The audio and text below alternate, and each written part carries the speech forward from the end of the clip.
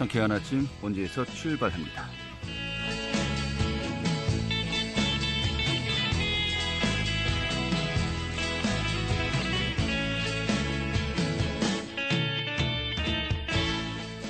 안녕하십니까. 7월 1일 목요일 아침에 인사드리겠습니다. 상쾌한 아침 원주에서 출발합니다. 진행의 홍태구입니다. 자, 7월의 첫날인 오늘 대체로 맑을 것으로 보입니다. 낮 더위는 어제보다 더 오르겠는데요.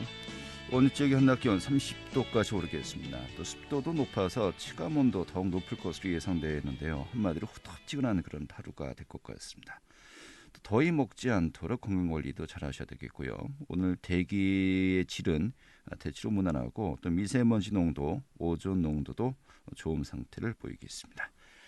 오늘 준비한 소식 살펴보도록 하죠. 이 횡성문화재단이 신규 직원을 채용하는 과정에서 좀 의혹이 일고 있다고 합니다. 좀 잡음이 있는데 좀 어떤 내용인지 짚어보도록 하겠고요. 또 정부가 개편된 사회적 거리두기 적용 방안을 발표했죠. 이런 가운데 오늘부터 강원도 지역 또 원주 지역도 새로운 거리두기 방안이 적용됩니다. 이 개편된 사회적 거리두기 방안 살펴보도록 하겠고요. 또 원주시 박경리 문화공원의 신앙운송 대회 소식도 살펴보도록 하죠. 7월 1일 목요일 상쾌한 아침 원주에서 출발하겠습니다.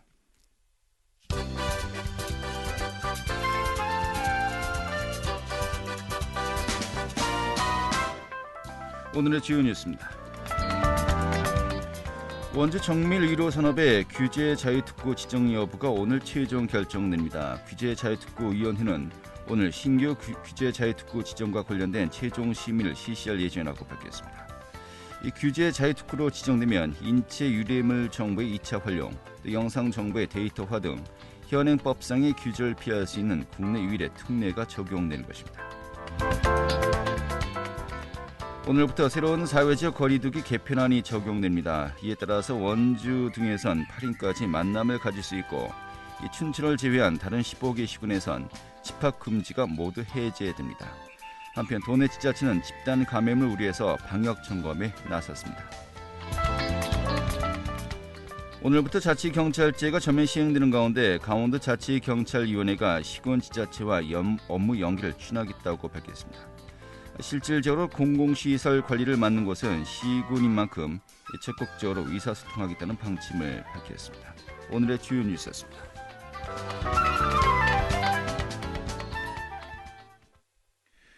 네, 횡성문화재단이 신규 직원들 채우는 과정에서요. 해마다 자격 요건도 바뀌고 또 채점 기준도 없이 합격자를 선발했다는 이 비판이 일고 있네요. 이 잡음이 상당한데요. 지금 이 내용 살펴보도록 하겠습니다. 더불어민주당의 배고인 횡성군 의원 연결하겠습니다. 의원님.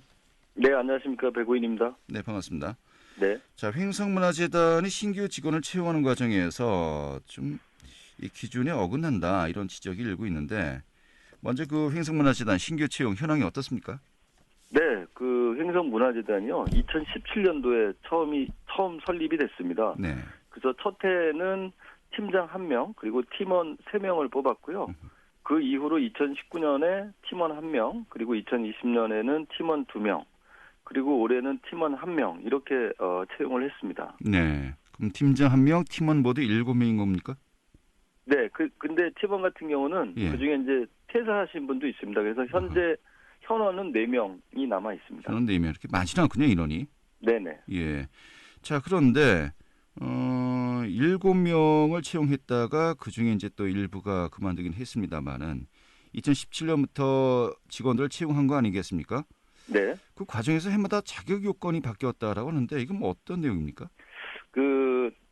뭐 팀장은 1명 뽑았기 때문에 뭐 더 얘기할 게 없는 것 같고요. 네. 팀원 같은 경우는 이제 매번 똑같은 분야로 채용을 했습니다. 그게 뭐냐면 문화사업 및 행정사항을 할 수 있는 팀원을 뽑았는데요. 네. 이게 2017년도 처음에 뽑을 때는 3명을 뽑았는데 그때는 그냥 강원도 거주자의 하남 이게 이제 자격 요건입니다. 네.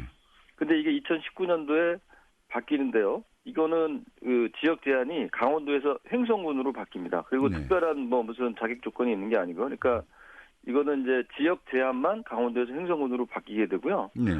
그리고 또 2020년도에는 이때는 좀 자격 조건이 좀 까다로워집니다. 뭐 지역 제한은 강원도로 남아 있지만 뭐 관련 분야에 경력이 있거나 뭐 이런 식으로 해서 좀 자격 조건을 4가지를 만들었습니다. 네. 그래서 선발을 했고요. 그리고 올해는 또 이게 다시 2가지로 줄어듭니다. 그리고 지역 제한은 또 강원도로 묶어놓고요. 이렇게 해서 해마다 직원, 팀원을 선발할 때 항상 이 자격 요건이 늘 변동이 됐다. 이렇게 좀 말씀드릴 수 있을 것 같습니다. 2017년부터 이제 4년, 5년 됐는데 매번 그 요건이 바뀌었네요. 네, 그렇습니다. 근데 사실 또 이런 그 해명도 가능할 것 같은데 뭐 여러 가지 인원 충원의 뭐 현실적인 문제에 따라서 좀 네. 탄력적으로 적용했다. 좀 이렇게 볼 수도 있을 것 같은데 이 자기 요건을 바꾸는 게 뭐 원칙적으로 문제가 되는 겁니까? 아무래도 뭐 그렇게 말을 할 수도 있을 것 같은데요. 문제는 일테면 강원도 거주자에 한한다고 했던 자격 요건이 갑자기 횡성군으로 줄어든다. 이렇게 되면 아무래도 채용할 수 있는 인력 풀이 줄어들지 않겠습니까? 네. 그러면 이런 생각이 들 수 있겠죠. 이를테면 횡성군에 있는 누군가를 뽑아주기 위해서 지역 제한을 횡성군으로 줄인 거 아닌가? 네. 이런 합리적인 의심을 좀 할 수 있겠고요. 그런 또 의혹이 제기될 수 있다라는 말씀이시죠. 예. 그렇죠. 왜냐하면 이게 문화재단 같은 경우는 서류 전형하고 면접으로만 채용을 하거든요. 네. 무슨 뭐 필기 시험이 있거나 실기 시험이 있는 게 아니기 때문에 그런 말씀을 좀 드리는 거고요. 일테면 특정 어떤 자격 요건을 자꾸 바꾼다는 거는 아무래도 뭔가 다른 뜻이 있는 거 아니냐? 이렇게도 좀 해석이 될 수 있을 것 같아서 네. 좀 논란이 있다라고 좀 보는 것 같습니다. 알겠습니다. 이제 또 보니까 좀 이상하긴 하군요. 2017년도, 2018년도에 강원도로 제안했다가 지역 인재를 키우겠다면서 2019년도에 이제 바뀌었고요. 이게 네. 계속해서 또 작년까지 유지가 되었으면 그런가 보다 할 텐데 네. 유독 2019년도만 횡성군 거주자로 바뀌었다가 다시 또 강원도 거주자로 바뀐 거네요. 네네, 그렇습니다. 이유가 궁금하긴 합니다. 예. 네. 자, 그런데 문제는 이런 자격 요건이 이제 변동된 것은 뭐 아까 지금 이야기했듯이 뭐 좀 탄력적으로 운영을 했다라고 이제 볼 수도 있겠습니다만은 지난해 같은 경우가 문제군요. 네. 아예 기준이 없이 직원을 채점했다고 하는데 이건 어떻게 된 겁니까? 이제 아까도 말씀드렸지만 서류 전형하고 면접을 통해서 선발을 하는데 네. 1차 전형이 서류 전형입니다. 예. 근데 이제 아까 말씀드렸지만 이 4가지 조건을 자격 요건으로 걸었는데 서류 전형에서 그 분야를 이렇게 나왔습니다. 그 100점 만점인데 네. 경력이 40점. 그러니까 경력 점수가 40점이고 그다음에 자기소개서가 40점. 그다음에 각종 그 관련 분야의 그 자격증 이게 20점 이렇게 해서 100점 만점으로 했는데요. 네. 문제는 뭐냐면 이 평가하는 기준이 이렇게 점수만 해놓고 이 세부적인 평가 기준이라는 게 없었습니다. 그리고 그러니까 일테면 40점을 줘야 되는데 어떤 기준으로 40점을 줄 거냐 이런 건데 이런 게 없었고요. 그리고 또 하나는 이 채점을 한 사람이 그 문화재단에 있는 특정 지위에 있는 분 혼자 단독 독단적으로 점수를 임의적으로 줬다는 게 문제인 겁니다. 그러니까 네. 어떤 기준이 있고 그다음에 어떤 평가위원이 있었으면 문제가 안 될 텐데 특정 한 분이 자기만의 기준을 가지고 점수를 줬다는 거 이게 문제가 된다고 좀 볼 수 있을 것 같습니다. 네. 아니 심사위원이 보통 이제 복수 아니겠습니까? 최소한 뭐 2-3명 정도가 이 채점을 매겨서 이 종합평준을 매기는 것으로 알고 있는데 네. 뭐 그냥 한 사람이 다 했다는 겁니까? 그렇죠. 그러니까 문제가 된다라고 좀 보는 겁니다. 그리고 좀 세밀한 어떤 그 기준이 없이 이제 4대 4대2 큰 부분의 점수 배정만 이제 정해놓고요. 네. 그것을 어떤 기준으로 한 것인지는 이제 정해지지가 않았던 거로군요. 그리고 통상적으로 만약에 경력 점수가 40점이면 네. 되게 상식적으로 생각했을 때는 경력이 없으면 점수를 주지 말아야 되지 않습니까? 예. 근데 경력이 없는 그 지원자도 점수를 준 게 또 큰 문제다 이렇게 좀 보는 겁니다. 아하, 경력이 아예 없음에도 또 경력 점수가 부여가 되었군요. 네네. 그래서 또 서류 전형을 통과를 했습니다. 그분들이. 그게 더 큰 문제다 이렇게 좀 보는 겁니다. 네. 그런데 100번 양보해서 뭐 일단은 이렇게 진행된 거니까 이해될 수도 있겠습니다만은 이렇게 기준이 좀 모호했던 서류 전형 점수에서 네. 이 제대로 점수를 받지 못했던 분이 또 면접 전형에서 높은 성적을 받았다고요? 네. 그 행정군이 이제 이게 그 의회 행정사무감사 때 드러난 일인데요. 네. 제가 자료 요청을 했고요. 그래서 행정군에서 저한테 준 자료에 따르면 2020년도 그 합격자 중에 한 분이 전혀 경력이 없는 분이 합격이 된 겁니다. 그러니까 그런 과정을 거치면서 네. 그래서 더 큰 문제다라는 생각이 드는 겁니다. 예. 아니 그런데 좀 이해가 안 갑니다. 서류 심사 점수가 반영되지 않고 면접 점수로만 이 신규 직원이 채용 이용되었다는 겁니까? 그렇습니다. 그러니까 1차 서류 전형은 별도고요. 예. 최종 합격자는 면접으로만 선발을 했다 이렇게 보시면 됩니다. 아, 따로따로 했다는 겁니까? 이게 총점으로 하는 것이 아니고요? 네네 그렇습니다. 좀 약간 이렇게 뽑아도 되는 건가 싶은 생각이 들 정도이긴 하는데 네. 이 횡성문화재단의 그 기관 성격을 우리가 어떻게 이해하면 될까요? 그 군의 산하기관이라고 봐야 될까요? 어떻게 정리할 수 있을까요? 네, 행성군에서 출자를 한 기관이라고 보시면 됩니다. 원주문화재단하고 성격이 같다라고 보시면 됩니다. 네, 그러니까 뭐 준공무원이다 이렇게 봐도 될 것 같은데 네, 맞습니다. 예. 이런 부분을 지적했습니다. 이제 답변이 좀 어떻게들 이야기하던가요? 뭐 직접적으로 그러니까 저희의 그 행정사무감사 중에는 답변은 이런 모호한 부분에 대해서 충분히 문제가 있다라고 답변을 했고요. 네. 그래서 또 저는 그러면 이게 그런 합리적인 의심을 들 수도 있다, 살 수도 있다. 그러니까 이거에 대해서 기준안 내지는 표준안을 만들어서 앞으로 채용을 해야 되는 게 좋겠다라고 했고 네. 답변도 그렇게 하겠다라는 답변을 했습니다. 알겠습니다. 앞으로 개선책을 마련하겠다는 것인데 네. 일단은 뭐 고의성은 없다라고 이제 이야기를 한 거죠. 네, 그렇습니다. 네. 예. 좀 이 부분은 어떻게 보십니까, 의원님은? 글쎄요, 앞서 이렇게 쭉 들으셔서 아시겠지만 고의성이 없다라고 해명은 분명히 할 수밖에 없는 상황인 것 같고요. 네. 대신 이제 이게 어떻게 이제 저희가 이제 감사를 하라고 계속 얘기를 하고 있는데 네. 추후에 감사가 진행되면 이런 문제, 고의성이 있는지 없는지 여부는 좀 밝혀지지 않을까라는 생각을 하는데요. 네. 아무래도 다분히 의도적인 부분은 있을 것 같다라는 생각은 하고 있습니다. 예, 합리적인 의심을 좀 하고 계시다라는 말씀이고요. 뭐 감사의 필요성을 또 제기했는데 이 감사가 진행될 것 같습니까? 이게 지난해부터 의회에서 감사 요구를 했습니다. 근데 지난해부터요? 예. 네, 지난해에도 또 상당히 좀 문제가 있었습니다. 다른 쪽에서. 그래서 계속 감사 요구를 했는데 군에서 감사원의 감사를 요청했었는데 이 코로나 때문에 연기가 됐습니다. 네. 그래서 못하고 있었고요. 그래서 올해 다시 행성군에서 그래서 감사원에 감사를 요청했고요. 네. 그래서 감사 확정이 됐습니다. 그래서 10월이나 11월쯤에 아마 감사가 진행될 것으로 이렇게 좀 보여지고 있습니다. 예, 이게 바로 진행되지는 않는 거로군요. 아무래도 좀 시간이 걸리는 것 같습니다. 예, 이 감사원이 또 원전 또 폐쇄 문제 네, 좀 조사하느라 바쁜가 봅니다. 네. 예, 알겠습니다. 10월, 11월쯤에 감사 일정이 정해져 있으면요. 그때 결과에 따라서 좀 여러 가지 뭐 많은 또 변화가 있을 수도 있겠네요. 네, 뭐 저는 그렇게 보고 있습니다. 예, 알겠습니다. 하여튼 이 부분은 좀 의혹이 있다.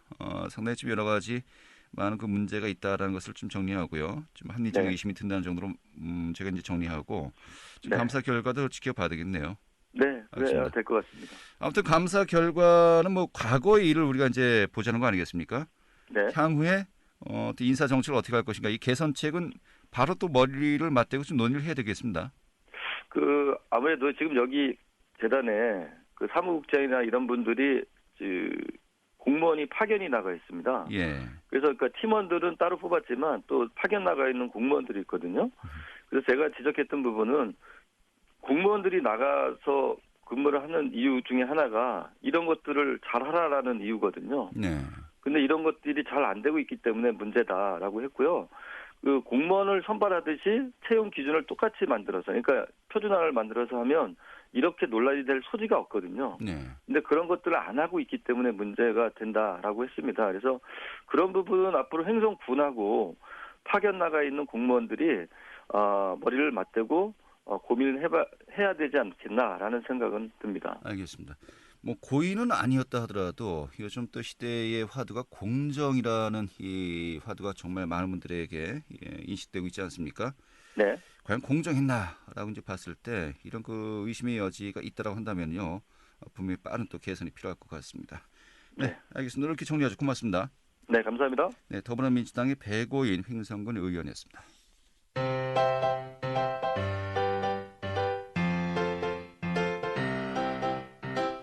KBS 원주방송국이 유튜브 다시 듣기 서비스를 실시합니다.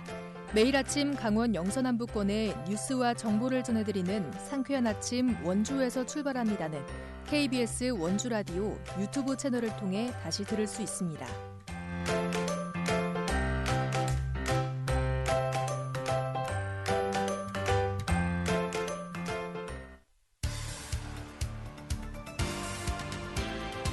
알찬 정보, 생생한 현장의 소식을 전해드립니다.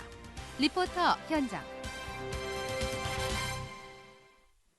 네, 오늘이 7월의 첫날이죠. 오늘부터 수도권을 제외한 이 지역 같은 경우는 사회적 거리두기 좀 많은 변화가 있습니다.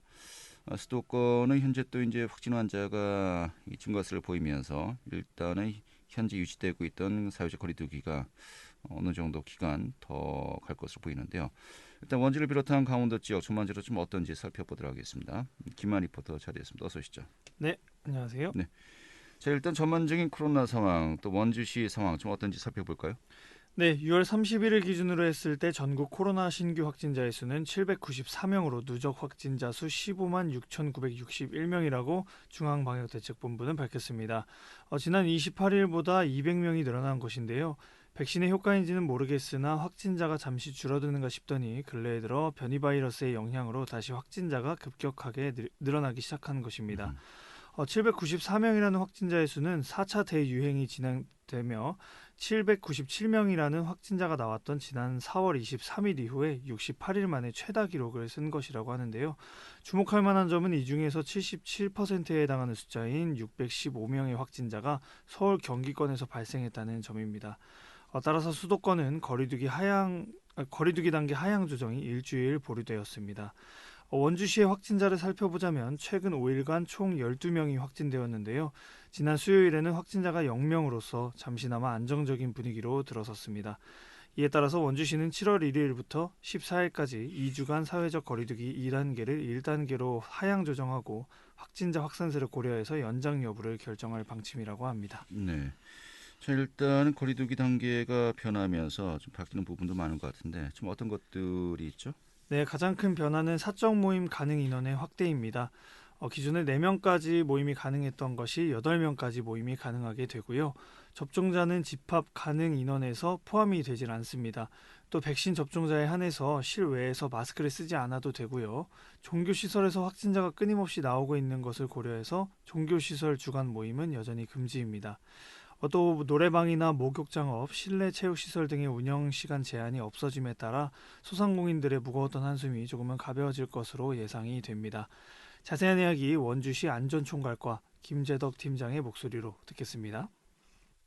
예외적으로는 직계가족이 모이는 경우에는 인원 제한이 없으며 예방접종 완료자는 접종 실내외 모임, 행사, 다중이용시설 인원 산정에서 제외되도록 되어 있습니다. 1차 접종을 완료하고 14일이 경과된 자는 실외에 한해서 인원 산정에서 제외하도록 되어 있습니다. 축제의 경우 개편된 1단계 하에서는 100명 이상도 가능합니다. 다만 500명 이상의 경우 시에 사전 신고하여 협의하도록 되어 있고 집회의 경우 개편한 1단계에서는 500명 미만으로 가능하지만 집회의 특성상 비말 전파 위험도 등을 고려하여 이행기간 동안 200명 미만으로 기준 방역수칙보다 좀 더 강화하였습니다. 그 밖에 다중이용 시설의 경우 일부 방역수칙이 개편되었습니다. 클럽, 나이트를 제외한 이용시설과 홀덤펍의 경우 기존 8평방미터당 1명에서 6평방미터당 1명으로 다소 완화되었고 노래연습장, 목욕장업, 실내체육시설, 임용업의 경우 오히려 4평방미터당 1명에서 6평방미터당 1명으로 인원 제한이 강화되었습니다. 네. 자, 일단 가장 큰 차이점이 현재 4명까지 제한되어 있는 사적 모임 인원이 이제 8명까지 가능해졌다는 거 아니겠습니까? 원주 같은 경우는요. 아무래도 식당 같은 데 식사를 하러 갈 때 참 애매한 부분이 많았었는데 이 부분은 좀 상당히 좀 편해진 것 같습니다. 또 여기에다가 이 백신 접종을 한 차례 이상 맞은 분들은 인원 제한에서 이제 제외된다는 것인데 이 부분이 좀 많이들 걱정하시는 것 같아요. 이 백신 접종자와 미접종자를 어떻게 구분할 것인가 이 부분도 궁금해하는데 좀 어떤 이야기들이 있습니까? 네, 현재 델타 변이 바이러스의 확산으로 코로나 바이러스 백신 접종자가 늘어나고 있는 데에 따라서 확진자도 같이 늘어나고 있는 아이러니한 상황이 지속되고 있는데요. 이에 따라서 거리두기 하향 조정은 시기상조라는 시민들의 우려도 굉장히 많았습니다. 앞서 말씀드렸듯이 수도권에서 확산세가 줄어들지 않고 있는 것을 고려해서 인천을 포함한 수도권의 거리두기 단계 하향 조정을 보류하기로 밝혔는데요. 확산세가 줄어들지 않는다면 격상된 새로운 거리두기 3단계를 시행한다고 합니다. 또 오늘부터 1차 백신 접종자들은 실내에서 마스크 착용 의무가 없어진다고 말씀드렸는데요. 어르신들을 포함해서 노쇼 백신을 맞은 사람들과 또 맞지 않은 사람들을 구분하는 데 어려움이 있을 것으로 예상되는 가운데 이를 구분하기 위해서 접종을 맞으면 받게 되는 접종 증명서를 스마트폰으로 확인하는 방식으로 구분을 한다고 합니다. 그렇지만 상시로 단속을 진행하는 것이 아니고 신고를 하게 되면 직원이 조사를 나가고 마스크를 쓰고 있지 않은 모습이 직접 적발이 되어야 과태료가 부과가 되기 때문에 단속 자체가 아주 힘든 상황이라고 하고요. 앞으로 5인 신고가 많아질 것으로 예상해 혼선이 예상된다고 하는데 이를 위해서 인력을 투입하는 것은 더더욱 어려운 상황이라고 합니다. 거리두기 하향 조정에 대한 시민들의 다양한 생각 들어보도록 하겠습니다. 거리두기 단계가 떨어져서 혹시나 방침을 늦춰서 다시 확산될 수 있으니까 조심하면 더 좋을 것 같아요. 확실히 문화 발전이 더 되지 않을까 생각이 돼요. 아직은 뭐 마스크 안 쓰고 다니면 안 될 것 같아요. 1차는 맞았어요. 안 되지. 안 돼. 예, 아직은 좀 그렇지. 참 긍정적으로 생각은 하고 있습니다. 이제 좀 코로나가 좀 나아진다라는 풀을 수 있는 그런 단계라고 하니까 좋게 생각합니다. 저는 뭐 그다지 좋은 거라고는 생각 안 해서 마스크 벗는 것도 그냥 저희가 겉으로는 이제 그분이 백신 맞은 거를 알 수 없으니까 보여지는 거가 이제 확실히 맞았다 이렇게 보여지는 게 아니다 보니까 벗는 건 조금 좋은 것 같다고 생각은 안 하고 걱정되는 거는 그냥 아직도 이제 코로나가 많이 나오는데 또 이게 사그러들지 않을까 봐 지금 꽤 많이 이제 나오고 있는 상황이라서. 네, 이 소상공인들의 어려움도 어느 정도 해소를 해야 되고요. 또 방역도 계속해서 유지해야 되고요.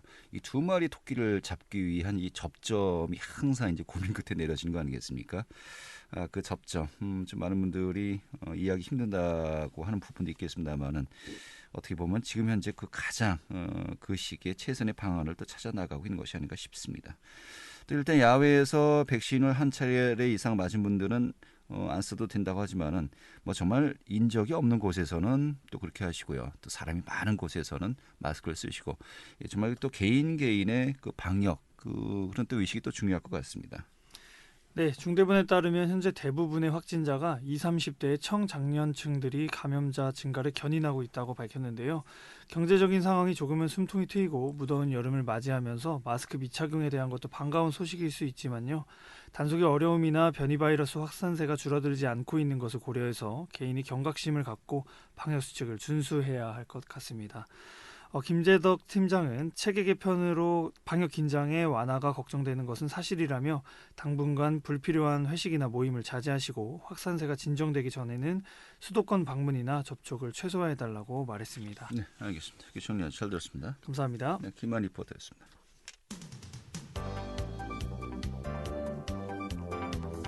생생한 현장, 유익한 생활 정보를 전해드리겠습니다. KBS 원주라디오 상쾌한 아침 원주에서 출발합니다를 함께하고 있습니다. 네, 박경리 문화공원이요. 2009 박경리 신앙송 대회를 연다고 합니다. 박경리 문화공원 연중 활성화 프로그램 사업 일환인데요. 오늘 소개해드리겠습니다. 토지 신앙송회 최인회 대회위원장 연결하겠습니다. 여보세요? 네, 안녕하세요. 네, 반갑습니다. 자, 전국 박경리 신앙송 대회 올해가 9번째라고 하는데 이게 어떤 대회입니까? 먼저 취지부터 설명해 주시죠. 네. 박경리 전국 박경리 신앙송 대회는요. 원주가 박경리 선생님의 대하소설 토지가 완성된 중요한 도시입니다. 근 25년에 걸쳐서 창사 기간 동안 선생님의 삶이 고스란히 녹아있는 시를 통해서 전 국민이 그의 생명사상을 공부하고 또 선생님을 통해서 원주가 문학도시로 거듭나는 기회가 되었으면 하는 것이 대회의 취지입니다. 네, 뭐 시를 직접 쓰는 게 아니고 낭송만 하는 겁니까? 시를 계속 낭송하다 보면은요, 예. 또 시인으로 등단하는 기회가 많아져서 등단도 많이 하고 계십니다. 예, 그래요. 자, 공모 계획도 좀 살펴봐야 되겠는데 예선과 본선으로 나뉘어서 진행한다고 들었습니다. 예선 공모 기간 또 접수 방법 어떻게 됩니까? 공모 기간은 2021년 7월 10일부터 7월 25일까지입니다. 네.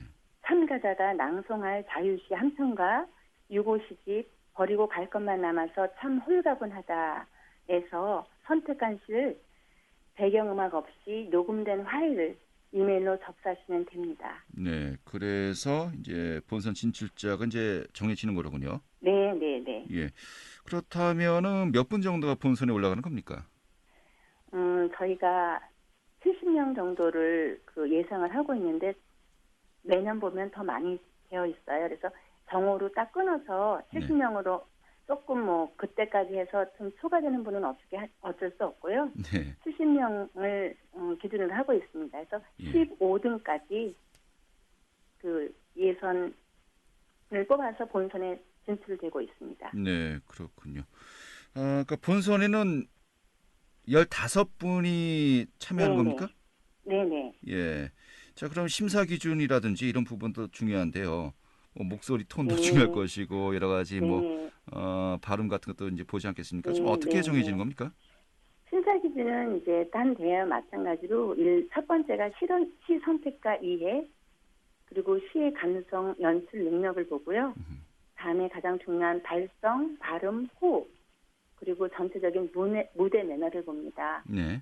이제 이것을 한마디로 요약한다면 선택한 시를 충분히 이해해서 듣는 이로 하여금 그림이 그려지듯이 자연스럽게 표현해서 듣는 사람이 감동을 해야 한다고나 할까요? 네. 네. 알겠습니다. 네. 본선 대회는 언제 일정이 잡혀져 있는 겁니까? 본선 대회는 2021년 8월 14일 오전 10시부터 당구동에 있는 박경리 문학공원 예측들 야외에서 진행합니다. 알겠습니다. 우리 또 7월 10일부터 7월 25일까지 또 보름간 또 온라인 예선을 거친다고 하니까요. 우리 또 시민들, 또 이제 그 지역 주민들 많은 분들이 함께 하셨으면 좋겠네요. 알겠습니다. 오늘 이렇게 정리하셔서 잘 들었습니다. 네, 감사합니다. 네, 토지시 낭송회 체인의 대회위원장이었고요. 오늘 순서는 여기서 모두 마치도록 하겠습니다. 고맙습니다.